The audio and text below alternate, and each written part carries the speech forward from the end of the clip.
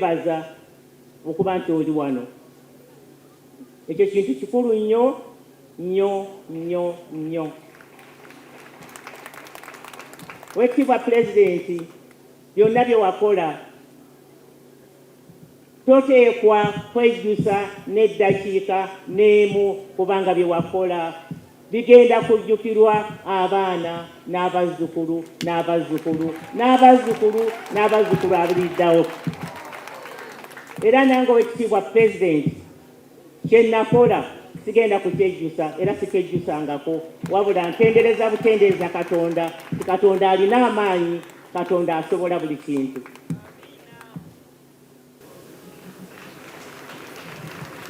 President tukwaniriza nnyo ebigambo byonna tuyinza okubifunza mu kigambo kimu, weebale okulaga obuganda omukwano.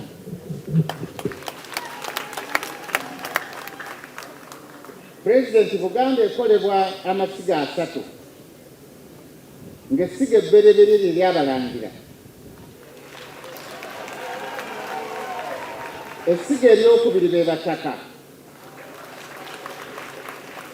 essiga eryokusatu be baweereza abalina okuweereza ebitongole ebyo ebibiri.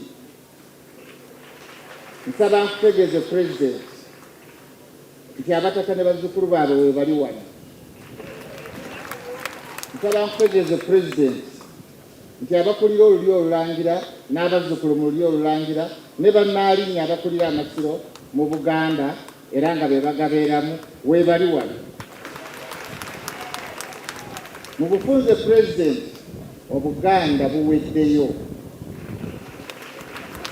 Tuli basanyufu nnyo olw'olunaku luno olw'ebyafaayo. Olwa Pulezidenti waffe omulungi ow'ebyafaayo, si gw'osoose okukulembera Uganda, naye gw'osoose okukola ebyamagero ebikolebwa kati ensi nga ebiraba. Weebale nnyo, weebalire ddala. Sebo President, Abataka bano abakulu b'obusolya balina essanyu lingi nnyo okubeerako wano naawe mu kifo kino eky'ebyafaayo. Anti Sebo, okuva mu mwaka gwa 1900 tewabangawo kiseera Abataka lwe baali bafunye ettaka okuggyako eggwejjo ly'abalamu luno lwe wakkiriza okubagulira ettaka lino. President, ettaka lino waligula ssente nnyingi, obuwumbi 9 n'obukadde 7, yiika 2 n'obutundutundu 2. Naye newankubadde wabigula ssente nnyingi, ffe kye twafuna tukigeraageranya mu muwendo gwa ssente kisukka omuwendo gw'ensimbi.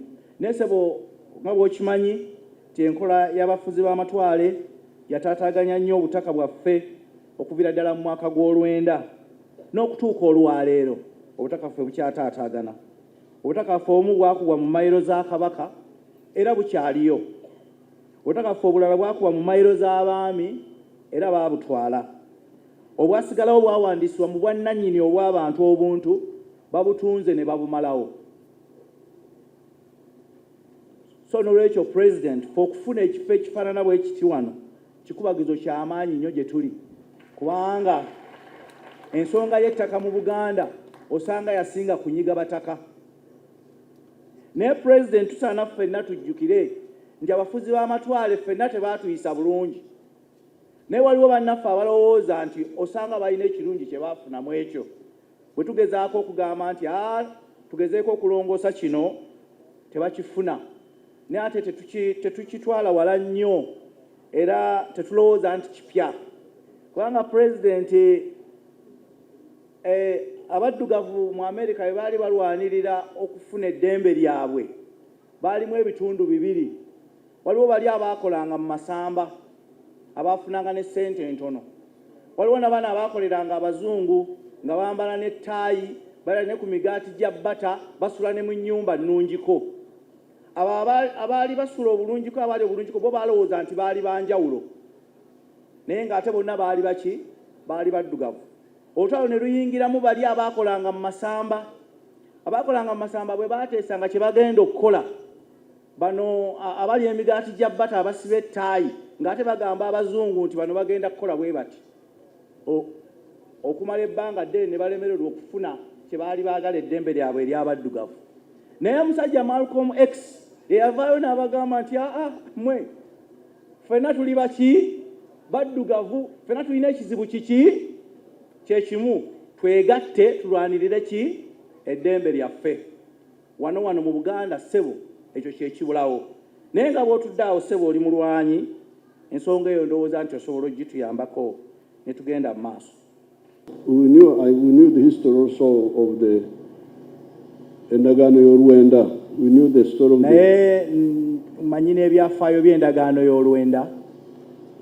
It's very clear that the Bataka were excluded from that. Yakiraga lwatu nti abataka baaboolebwa mu ndagaano eyo. Where they were distributing land to people who had supported the Bazungu. Yali egabanya ettaka eri abantu abaali bawagidde abazungu nga bajja kuno. The Bakopi were given big chunks of land. Abakopi baaweebwa ettaka ddene nnyo. And ettaka okuli abantu. Ate nga lyaliko n'abantu. It was not empty land. Kuba teryali lyereere.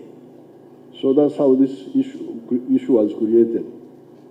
That issue was wava kalunsambulira ow'ensonga ey'ettaka ne gye tulaba n'olwaleero. Now, in 1920, mu 1920, the Bataka had organized. Abataka baali beeteeseteese what they called the Bataka Boo. Omugendo gwe baayitanga Bataka Boo. Fighting, it was mixed. It was partly saying we didn't get a share. Yali yakintabuli kuba ku mukono ogumu yali egamba nti tetwafuna mugabo gwaffe. And now you had the Bakopi, they were saying, crying. Ate nga ku mukono ogumu kwaliko abaali bafuuse abasenze ku ttaka nabo nga bawanjaga. That the landlords were taking too much busuru from them. Nti abaali batutte ettaka baali babajjako busuulu mungi nnyo. So the governor, 1924, Governor Mitchell mu 1924 appointed a commission of inquiry. yalonda akakiiko akabuuliriza. Now that Kachiko reported in 1927. Akakiiko ako kali amawulire mu 1927. And they said now they didn't address the issue of the Bataka at all. Naye ensonga y'abataka yo tebagikwatirako ddala, tebagyogerako n'akatono. Instead they sort of relieved the Basenze. Naye baagezaako okukakkanya ku busuulu abasenze gwe baali basasula. So my sister came Mwannyinaze oyo yajja and talked about the Bataka, whom of course I knew. N'ayogera ku nsonga z'abataka naye ng'era nali mbamanyi bulungi. Omutaka Kibale Nadduli is the one who worked with me very closely to when I was coordinating bwe twakolagana ffenna to bring back the Kabaka. okukomyawo obwakabaka. Those people are talking about Namuguzi. boogedde wano ku Namuguzi. Those were my group. Bonna baali mu nkolagana gye twali tulina. Omutaka Keita, Omutaka Kaita that must be still alive. Aye akyali Is with us. naye nnyo nga tukolagana nnyo naye. So I understood that for sure in the tradition Nakimanya nti mazima ddala mu buwangwa you cannot do without the Bataka. tosobola kubeerawo nga kateba Of the tradition. abo bwe balina omusingi gw'obuwangwa bwaffe. Gwe musingi gw'obuwangwa bwaffe. Whether you have kingdoms or you don't have. Oba olina obwakabaka oba tolina. Like in Karamoja. They are kings. Teri kabaka. But the clan leaders are there. naye abakulu b'ebika gye bali. So when we go there, they are the ones we deal with. Bebo betukolagana nabo. Then you get to a place like Ankole, N'ogenda mu Ankole where there were kings but they have not been restored. ewaali bakabaka naye tebannaba kuzzibwawo, But the clans are there naye ebika gye biri and they are operating era bitambula. and they are helping. So Joyce told me about this. I didn't see any problem at all. Weekitiibwa Joyce bwe yambuulira ku nsonga eno saagirabamu mutawaana gwonna. And I knew the exclusion by the Europeans. Era nali mmanyi nti abataka baali babooleddwa abazungu Okukuba enkokora. Okubakuba enkokora. oba baali bakubiddwa abazungu enkokora. Abazungu bakuba mmwe. Abazungu baakuba abataka olukokola. Tumuveewo.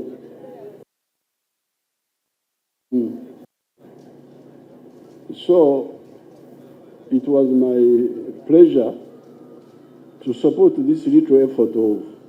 Kwali kusima gwange okuwagira kino mu butono bwakyo. Kyali ssanyu lyange. Lyali ssanyu lyo. Ono omusajja ayogera bibye. So it was my pleasure to make that little contribution. Lyali ssanyu lyange okukola ekyo kitono kye nakola On buying the land. ekyokugula ettaka.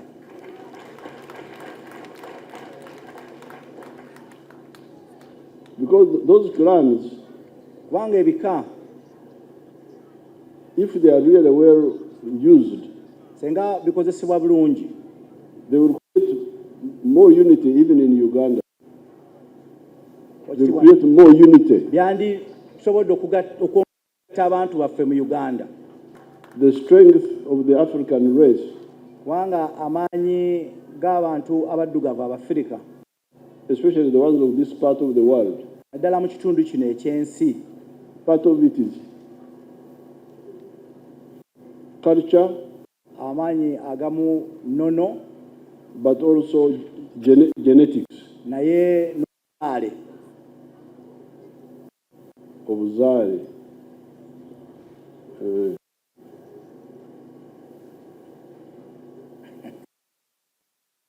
Nkole wabe kibakwita obunya. Omanya abanyankole bane ebigambo bingi.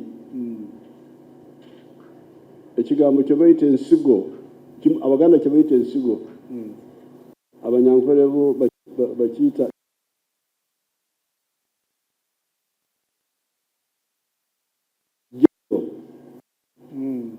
naye waliwo ebika by'embibo bingi. Ensigo.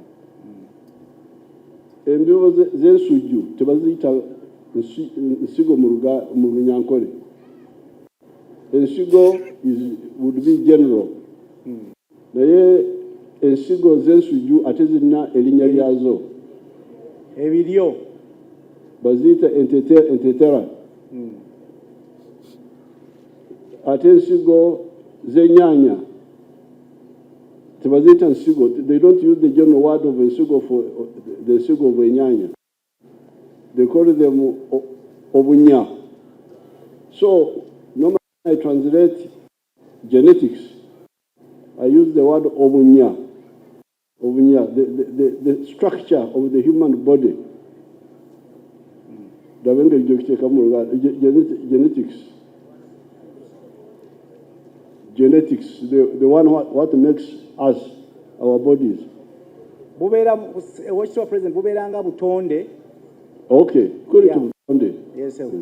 Now, part of the strength of our people here is that of Tonde. Ekimu ku maanyi g'abantu baffe wano kiri mu butonde. But that of Tonde is partly due to the Enono. Naye obutonde obwo ate kitundu kya buwangwa, Kiva kiva mu buwangwa, waffe. mu buwangwa bwaffe. You are not allowed to marry somebody from your clan. Tokkirizibwa kuwasa muntu kuva mu kika kyo. oba okufumbirwa omuntu mu kika kyo. You must go and cross and look for the other clans. Teeka okugenda n'onoonya omuntu ow'ekika ekirala. Now, this is biology now. It's not just culture. It is actually science. Naye ono kati abeera sayansi. Because what we call of close relatives, you can produce children with the defects.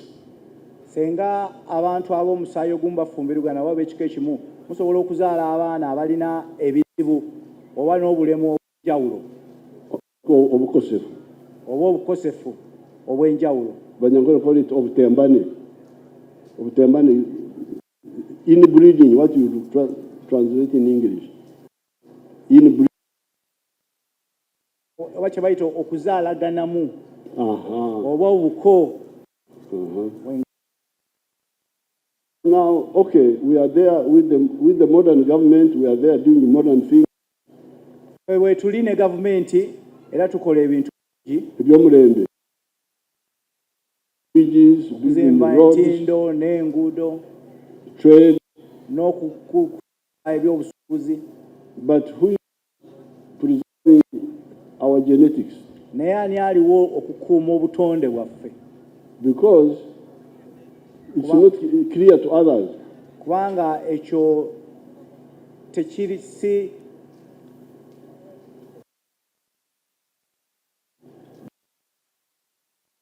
the reverend here, the sheikhs. kubanga ne bannaddiini When a girl and a boy come to get married, kubanga omuwala n'omulenzi bwe bajja nga baagala kufumbiriganwa and they come and say, I'm in love with this one. If I don't marry her, I will die. ne bagamba nti ono mwagala nnyo era bwe simuwa nsobola okufa. Ate bwe mutunulako mpulira okukankana.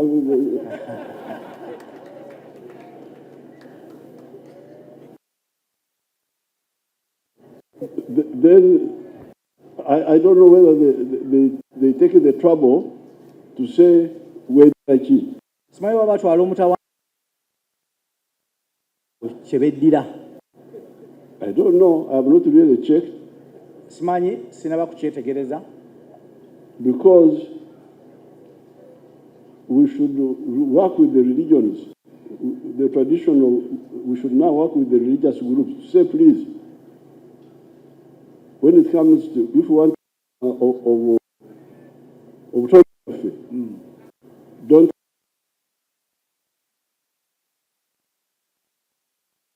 tulina okukolagana ne bannaddiini fe ab'ebyobuwangwa tulina okukolagana ne bannaddiini okulaba nti wabeerawo ngeri bantu ba kika kimu gye beezaalamu olw'okukuuma obutonde bwaffe.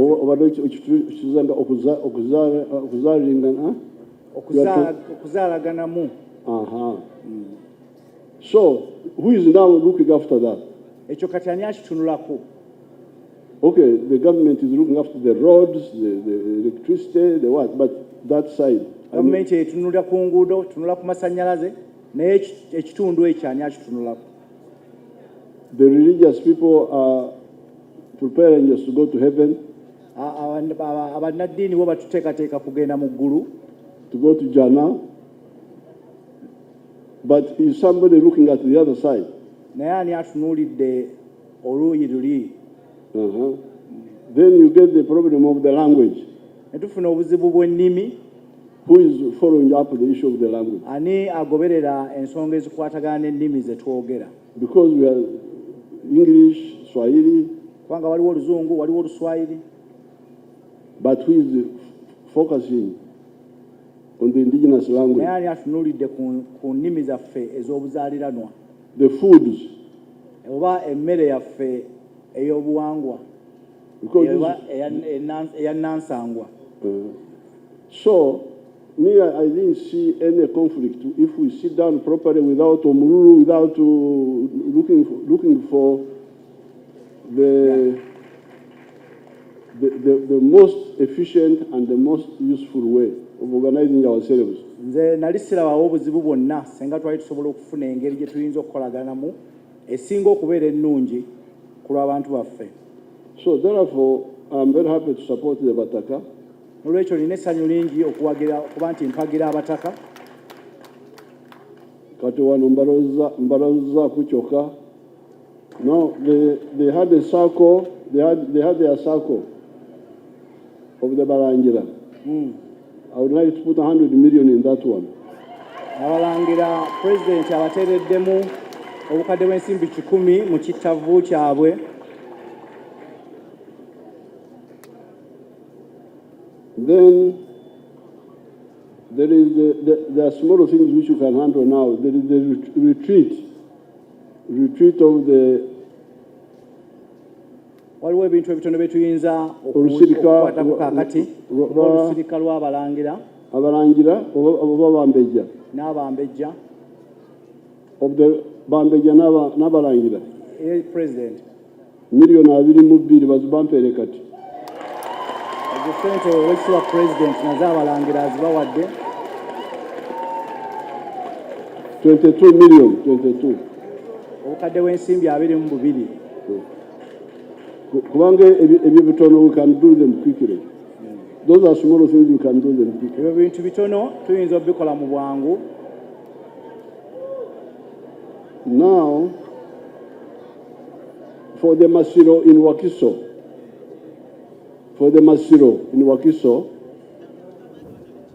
I would have to send a team. Nsonga y'amasiro mu Wakiso, I would have to send an engineering team. Nja kubasindikira ekibinja ky'abakugu. Then they come bajje and assess the work. Balabe omulimu kye gwetaagisa. Then we shall plan. Tuteeketeeke